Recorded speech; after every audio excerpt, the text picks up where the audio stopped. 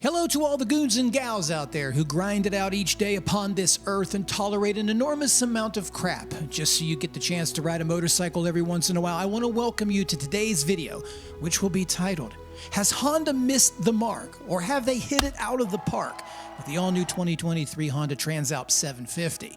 Now, the answer to the question as to whether Honda has missed the mark or they have hit it out of the park would obviously depend on what were your personal expectations of the Transalp.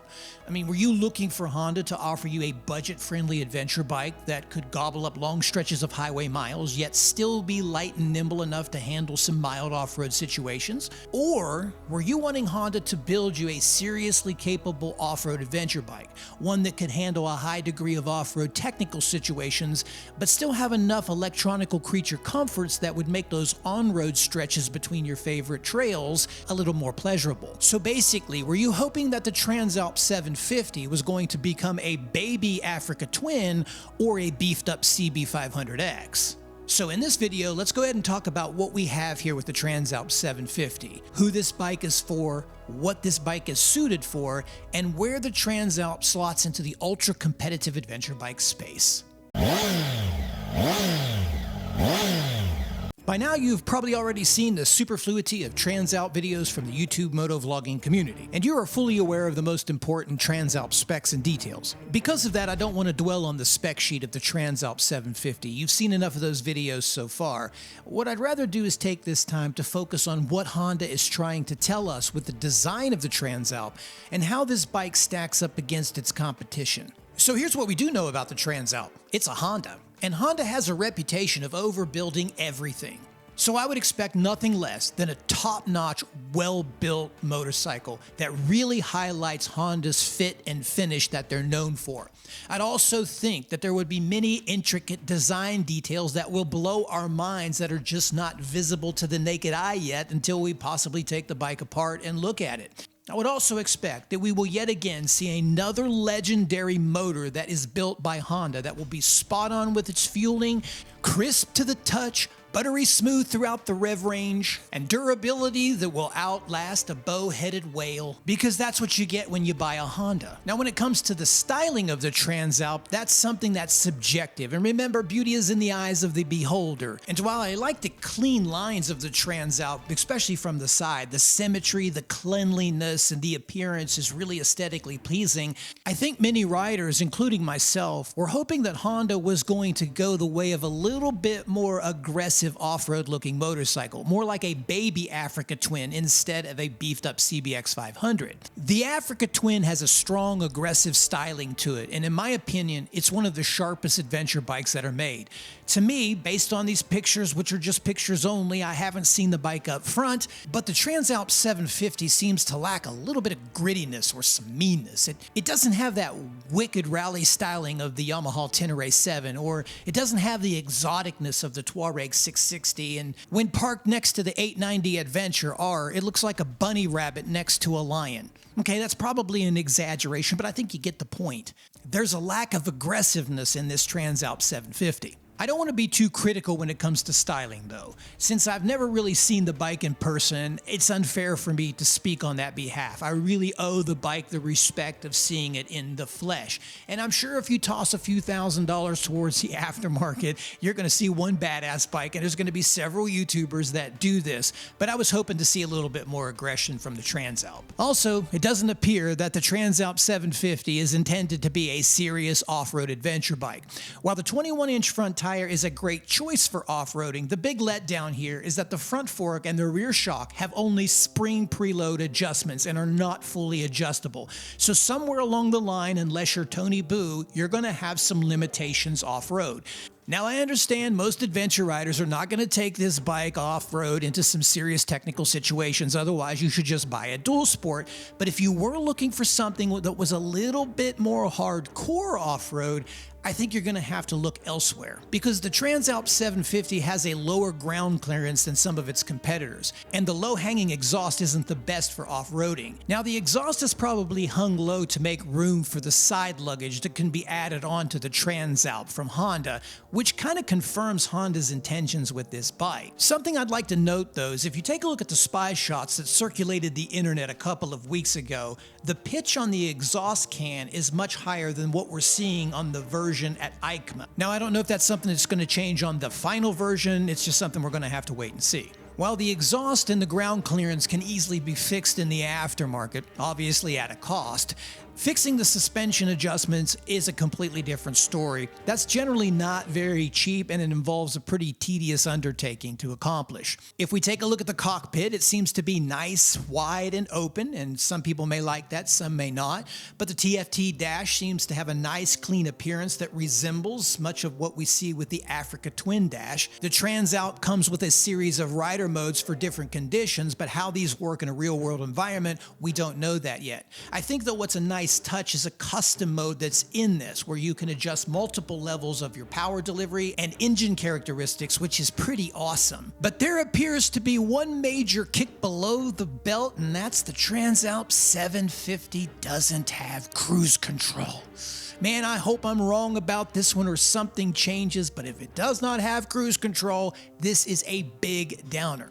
I mean, it seems ridiculous to me that you would build a bike, especially one that seems more orientated towards touring somewhere, and not give it cruise control. Now, I know many riders out there debate whether electronics belong on motorcycles or what's important, but I think we all would agree that one of the best electronics you can have is cruise control. And I mentioned this in my last KTM demo mode video. It seems like these manufacturers keep touting these sophisticated electronical packages, but continue to leave out the best electronic, which is cruise control. Well, maybe it's not the best, but it's right up there unless you want to pay up for it. So man, I hope they change that, or at least give an option to add that on at purchase. I want to point out a few doodads, let's call them, just by looking at the picture. Just use these as a reference again, because the model that you get in showroom floors may be a little bit different than what you're seeing here at EICMA. But just looking at the picture again, I would have to verify all this by looking at the bike up close, and many of our questions will get answered then. One of the things I don't like about the Transalp is the welded rear subframe. I know the Africa Twin has this from time to time. They changed it recently. I know that the Tenere 700 has this, and of course my old Tiger 800 also has this too. The issue here obviously is if you drop the bike and bend the subframe or loop it out, the entire bike is total, rather than just buying another subframe and mounting it back on.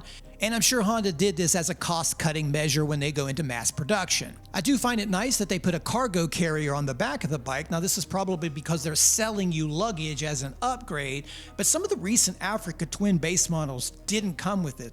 So it's always nice to have a cargo carrier on an adventure bike. Now from these pictures, I can't determine as to whether or not the passenger pegs are welded to the subframe or they're bolted from underneath. Hopefully they're bolted from underneath, because I don't like welding them to the subframe. So now let's take a look at the competition, what's out there. And obviously we can begin with the Tenere 700. Now these are just blurbs that I've got coming out of my mouth and thoughts and feelings. This is not a detailed oriented test comparing each one. We can't do that until the Transalp's available and we compare it back to back with the other bikes, but let's just talk about a few things here that stand out. We all know that the Tenere 700 doesn't have any electronics, and we're not here to debate whether that's a good thing, a bad thing, it needs it or it doesn't. It just doesn't have any on it at all, but the Honda does. So maybe if that's what you're looking for is a bike with electronical packages, then you would want to look at the Honda. As to how they would compare on and off-road, I would imagine they'd be pretty close on-road, but off-road, my worry or concern or thought would be the non-adjustable suspension on the Honda. That could be a drawback. I know that the T7 doesn't have the greatest suspension in the world, but it is fully adjustable. You also have the relatively new Aprilia Touareg 660, which in my mind is one of the best bang for buck adventure motorcycles out there. For just around $13,000, you can get out the door for a really nice looking motorcycle that's good on and off road, that has a pretty decent suspension system, tubeless tires that the Transalp doesn't, and a whole host of rider electronics, including cruise control, that comes standard on the motorcycle. However, I think while a lot of riders really like the looks of the Touareg, when it comes down to it, they just can't pull the trigger on an Italian adventure bike. And that's a shame, because this bike's been out for a year now, and I haven't heard anything bad about it, but that's how people are sometimes. You also have the all-new KTM 890 Adventure R, which has been completely restyled and updated for 2023. And while the Honda comes close to the KTM in claimed power, The KTM has a much more sophisticated electronical package as well as a premium suspension and is much more off-road oriented. Now I know we could sit here for the next couple of hours and have the argument about KTMs and their reliability and their breakdown parts, and you never own one of those bikes and you want to buy a Honda or a Yamaha or a Japanese motorcycle because they last forever, but we're not here to do that. We're just comparing the componentry that's on these motorcycles.